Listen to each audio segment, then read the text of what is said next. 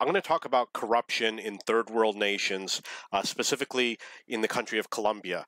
I had a business in Colombia, and I bribed government officials and I bribed other people in the health department and the DMV.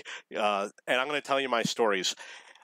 So one of the first things that happens when you're a foreigner is you have to get a government ID card, and they ask you to get a blood test, and it puts your blood type on your ID card. So if you're in an accident and they take you to the hospital, they will look at your ID card to determine what your blood type is instead of doing a test while you're at the hospital. And I didn't want to take the blood test. I really didn't want to have a needle stuck in me. Even though I did at a later date. So what we did was we just paid the hospital and we said, give me a certification and just put down I'm O negative, and that was it. And that's what they did. And they gave me the certification, and we did whatever we had to do. We turned it in to the government. So another issue was we had to renew the business documents every year because I was a foreigner. And I hated doing it. You have to go in the morning and you have to wait in line at like 8 a.m., but you're waiting in line to get permission to see them that day. So we're not even talking about what they do is they give you like a number. They give like, let's say 20 people a number, and you got to wait in line to get your number. And if you don't get a number, you got to come back the next day and try again. And if you get a number, then you get your opportunity to speak to someone that day. And you don't even get to go in the office. You got to stand out on the street. And the numbers that they give you is just a number written on a piece of paper that was handwritten. It's very informal.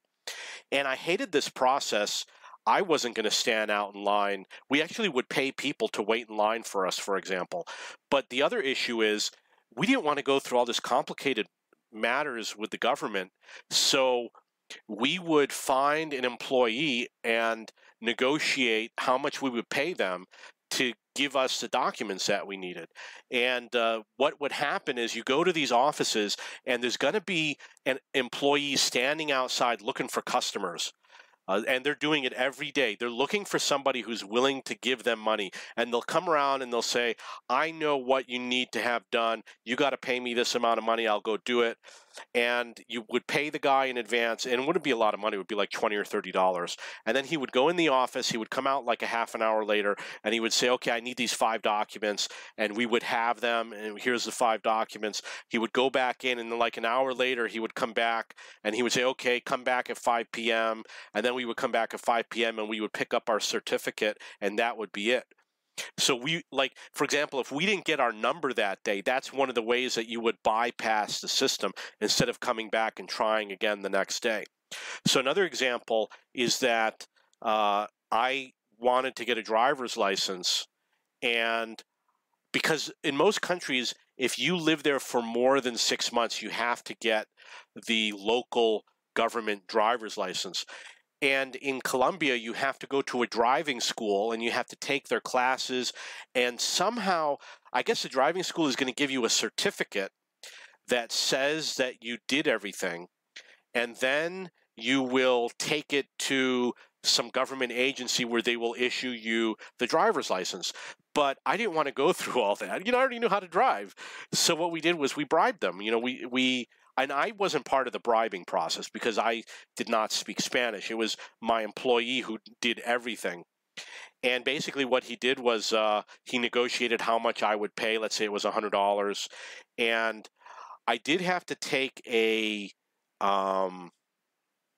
I took a test on a computer, which was a visual test. It was like an eye test is what it was.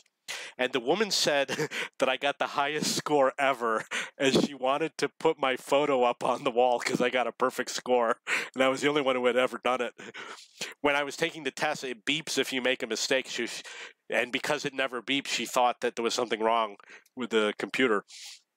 So I did not take any of the driving classes. I don't know how many weeks it would have been, none of the road tests, none of that. I just did the eye test, and that was it.